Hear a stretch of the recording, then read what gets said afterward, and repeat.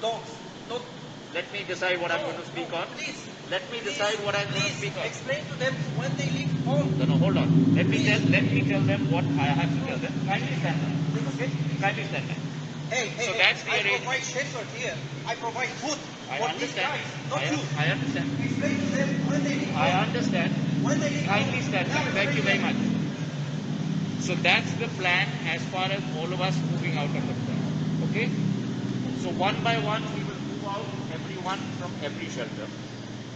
Also let me place on record just now my thanks to the Romanian authorities. तो ये जो video आपने यहाँ पे देखी दोस्तों, ये थे ज्योतिरादित्य सिंधिया, ये हमारे यूनियन मिनिस्टर है सिविल एविएशन की। इनकी एक झड़प सी हो गई रोमानियन मेयर के साथ, और इस झड़प को लेके ओवरऑल यहाँ पे सरकार के स्टेप्स को काफी क्रिटिसाइज किया जा रहा है। सरकार, देखिए, जो भी लोग हैं अपोजिशन में और जो भी लोग सरकार के साथ, सरकार के व्यू पॉइंट्स के साथ ओवरऑल वाकया नहीं रखते हैं, वो इस पर्टिकुलर इंसिडेंट को क्रिटिसाइज कर रहे हैं। इस रिस्पेक्ट में आज ही द हिंदू के एडिटोरियल में एक अच्छा सा आर्टिकल निकला है, सुहासिनी हैदर जी का एक आर्टिकल है। अब अच्छा बुरा ये अपने अलग अलग लोगों के पर्सपेक्टिव पे डिपेंड करता है। यहाँ पे ये अपनी कहानी बता रही हैं, जब त्रिपोली लिबिया में ऑपरेशन हुआ था हम फंसे इंडियंस को वहां से निकलने का, मोहम्मद कद्दाफी के खिलाफ वहां पे रेजोल्यूशन हो गया था, आर्म्ड मिलिशिया सड़कों पे घूम रही थी। उस समय पे क्या क्या प्रॉब्लम्स आई थी वहां पे, उस समय पे लिबिया में जो इंडियन एम्बेसडर्स थे उनके साथ क्या प्रॉब्लम्स थी, जब ये यहाँ पे एज अ जर्नलिस्ट पहुंची चीजों को कवर करने के लिए, इनको क्या प्रॉब्लम्स फेस करनी पड़ी। इससे इन्होंने चीजों को कंपेयर किया और वो बोला है कि प्रेजेंट डे में जब भी इवैक्यूएशन मिशन प्लान किए जाते हैं तो उनको फैन फेयर के साथ प्लान किया जाता है। यहाँ पे सरकार के कुछ स्टेप्स को क्रिटिसाइज किया जा रहा है। आप खुद बताइए अपने व्यू पॉइंट के हिसाब से आपको ये सही लगता है या गलत लगता है।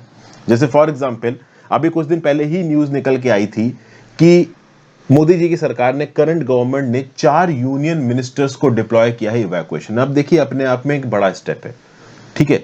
यहां पे 4 यूनियन मिनिस्टर्स दूसरी कंट्रीज में गए हैं, मोल्दोवा में, रोमानिया में, और वहां पे जाके वहां की सरकार को और लोकल अथॉरिटीज के साथ बातचीत करके इंडियंस को इवैक्यूएट करने की कोशिश कर रहे हैं। अब ये 4 मिनिस्टर्स कौन कौन से हैं, तो रिटायर्ड जनरल वीके सिंह साहब हैं हमारे, फिर हरदीप पुरी साहब हैं हमारे, ज्योतिरादित्य सिंधिया जी हैं और किरण रिजिजू हैं।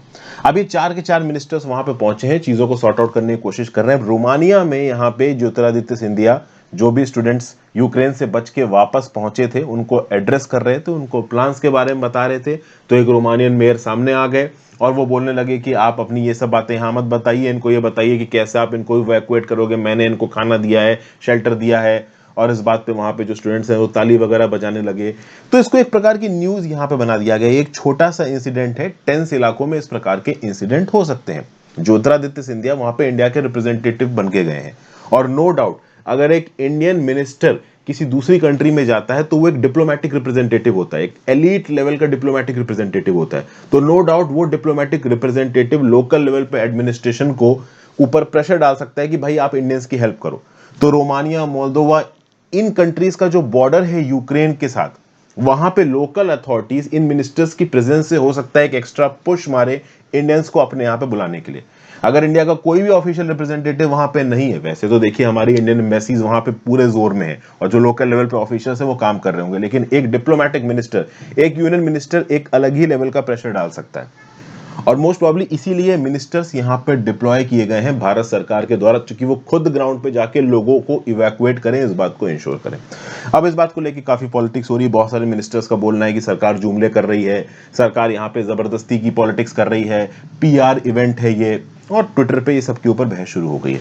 यहाँ पे हम कहानी समझने की कोशिश करते हैं सुहासिनी हैदर जी की। देखिए सरकार के स्टेप्स को लेके बहुत सारे लोगों के अलग अलग व्यू पॉइंट हो सकते हैं। सुहासिनी हैदर जी का जो व्यू पॉइंट है वो थोड़ा अपोजिशन में। कैसे अपोजिशन में, मैं आपको बताता हूं। यहाँ पे ये अपनी कहानी बता रही हैं त्रिपोली लिबिया की। त्रिपोली लिबिया में बवाल हुआ था। 15 फरवरी 2011 को प्रोटेस्ट शुरू हो गए थे बेंगाजी नाम के शहर में, जो कि लिबिया में पड़ता है। और 1 मार्च को यूनाइटेड नेशंस की जनरल असेंबली ने लिबिया की मेंबरशिप को स्थगित कर दिया ह्यूमन राइट्स काउंसिल से। अब ऑब्वियस सी बात है वहां पे ऑलमोस्ट एक वॉर सा छिड़ गया था और इंडियंस वहां पे स्ट्रैंडेड थे। लगभग 15,000 इंडियंस लिबिया में फंसे हुए थे और लिबिया में हमारी इंडियन एम्बेसी थी।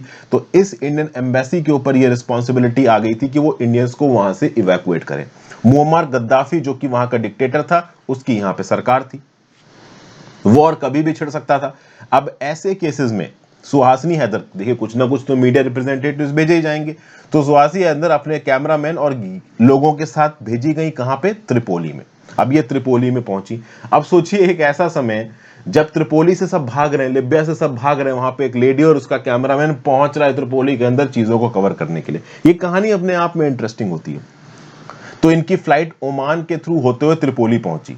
केवल 4 लोग थे उस, ऑब्वियस सी बात है सब उस समय पे त्रिपोली लिबिया से भाग रहे हैं, ये इवेंट को वहां पे कवर करने के लिए जा रही हैं। लाखों की तादाद में फॉरेन वर्कर्स जो कि भाग रहे थे त्रिपोली से, उनके लिए एयरपोर्ट पे एक टेंट वगैरह से लगा रखे थे। जब ये वहां पे पहुंची तो जो एम्बेसडर थे मनी मिकलाई, जो कि इंडियन एम्बेसडर थे त्रिपोली के अंदर, इनका नाम था मनी मिकलाई मुरुगेसन, वो लिटरली चिल्ला ही पड़ेंगे। देखिए एक एम्बेसडर के ऊपर बहुत प्रेशर होता है, उसके ऊपर प्रेशर है कि 15,000 इंडियंस को त्रिपोली लिबिया से निकालना है, और वहीं पे 2 इंडियंस, भले ही वो जर्नलिस्ट है, वो वहां पहुंच जाते हैं। अब जर्नलिस्ट पहुंच रहे हैं चीजों को कवर करने के लिए, तो उस एम्बेसडर के ऊपर इन जर्नलिस्ट की रिस्पॉन्सिबिलिटी भी आ जाएगी। तो वो एम्बेसडर इनके ऊपर चिल्लाने लगा कि आप लोग यहाँ पे क्यों आ गए हो, मेरे पास ऑलरेडी बहुत काम है, आप लोग को और रिस्पॉन्सिबिलिटी दूं, मैं यहाँ पे सिक्योरिटी प्रोवाइड करूं। तो ऑब्वियस सी बात है ऐसी टेंस सिचुएशंस में चीजें गड़बड़ाने लगती हैं, ओवरऑल एक दूसरे के ऊपर सुनाना कहना ये सब शुरू हो सकता है, और कुछ ऐसा ही अभी यहाँ पे रोमानिया में भी हुआ। तो यहाँ पे ये बता रही हैं कि बड़ी मुश्किल से जो एम्बेसडर मनी मिकलाई थे, उन्होंने Indian nurses, teachers, engineers, labourers को लिबिया से 15 मार्च तक निकालने की कोशिश की। 15 मार्च को यूनाइटेड नेशन सिक्योरिटी काउंसिल में चैप्टर 7 रेजोल्यूशन पास होने वाला था। हो सकता है एक मिलिट्री इंटरवेंशन हो सकता था, और मिलिट्री इंटरवेंशन मतलब वॉर, कॉमर्शियल वॉर्स बंद, फ्लाइट्स बंद हो चुकी थी। 15 मार्च से पहले पहले लोगों को बाहर निकालना था, और इसके लिए जो मिशन भारत सरकार ने लॉन्च किया था उसका नाम था ऑपरेशन सेफ होमकमिंग। जो एम्बेसडर साहब थे इंडिया के मनी मिकलाई, वो खुद मोहम्मद गद्दाफी से मिले। त्रिपोली लिबिया के अंदर इंडिया की एक अच्छी इमेज थी, इसलिए मोहम्मद गद्दाफी ने कुछ एक्सेप्शंस भी दिए इंडिया को। लिबिया के कोस्ट पे, लिबिया की कोस्ट लाइन पे कोई फॉरेन वेसल नहीं आ सकता था, लेकिन हमारे 2 destroyers INS Mysore, INS Aditya और आईएनएस जलश्वा को मुंबई से चलाया गया था 26 फरवरी को। इनको त्रिपोली के पोर्ट पे पहुंचने की परमिशन दी गई, लिबिया के पोर्ट पे लोगों को उसके ऊपर चढ़ाया गया और उनको वहां से निकाला गया। इसकी स्पेशल परमिशन गद्दाफी की तरफ से मिली थी इंडिया को, और ऑब्वियसली बात उसमें एम्बेसडर ने एक मेजर रोल किया था। मतलब इसका क्या मतलब था, नाटो स्ट्राइक्स 19 मार्च को शुरू हो गई थी, और उससे पहले बहुत सारे इंडियंस को लिबिया से निकाल दिया गया, कुछ फंसे भी रह गए थे। तो ये कहानी बताई है सुहासिनी हैदर जी ने इवैक्यूएशन की। सिमिलरली इस प्रकार का इवैक्यूएशन लेबनान में भी हुआ था। लेबनान के ऊपर इजराइल ने बॉम्बिंग्स की थी 2006 में। उस समय पे लेबनान की राजधानी बेरूत में जो इंडियन एम्बेसडर थे वो थे नेंगचा लोहोवो, और बहुत सारे मिनिस्ट्री ऑफ एक्सटर्नल अफेयर्स के मिनिस्टर्स थे। इन्होंने एक ह्यूमैनिटेरियन विंडो को नेगोशिएट किया इजरायली डिफेंस फोर्सेस के साथ। जिस समय पे इंडियंस इवैक्यूएट कर रहे थे उस समय पे इजराइल की तरफ से बॉम्बिंग बंद हुई, ताकि इंडियन शिप्स बेरूत में पहुंच सकें, इंडियंस को लोड कर सकें, बाकी नेशनैलिटीज के जो लोग फंसे हुए हैं उनको लोड कर सकें और निकल सकें। ऐसे बहुत से इवैक्यूएशंस किए हैं इंडिया ने, लगभग 30 ऐसे सच इवैक्यूएशंस हुए हैं। जो सबसे बड़ा इवैक्यूएशन हुआ था वो गल्फ वॉर के समय पे हुआ था 1990 में, जब 1.17 लाख इंडियंस को इराक वॉर के दौरान निकाला गया था। और इन सारे इवैक्यूएशंस में मिनिस्ट्री ऑफ एक्सटर्नल अफेयर्स के डिप्लोमेट्स ने, नेवी, एयरफोर्स, एयर इंडिया के पर्सनल्स ने अपनी जान दांव पे लगाई है और ओवरऑल इंडियंस को बाहर निकाला है। लेकिन सुहासिनी हैदर जी एक व्यू पॉइंट दे रही है, और व्यू पॉइंट काफी हद तक एंटी गवर्नमेंट है। सुहासिनी हैदर जी यहाँ पे व्यू पॉइंट दे रही है कि ये जब इवैक्यूएशंस हुए थे ये बहुत शांति से हुए थे, इसमें कोई फैनफेयर नहीं था, इसमें कोई पीआर कवरेज नहीं था। लेकिन अभी के लिए जो इवैक्यूएशंस हो रहे हैं इसमें बहुत ज्यादा मीडिया कवरेज हो रही है। मीडिया कवरेज बहुत ज्यादा ग्लोरीफाई करता है भारत के एफर्ट को, बहुत हीरो टाइप से चीजों को दिखाने की कोशिश की जाती है, और यही टाइम बदल गया। देखिए दबे शब्दों में सुहासिनी हैदर जी इस समय पे सरकार को क्रिटिसाइज कर रही हैं। तो आप मुझे नीचे कमेंट बॉक्स में बताओ कि क्या आप सुहासिनी हैदर जी के व्यू पॉइंट के साथ वाकया रखते हैं?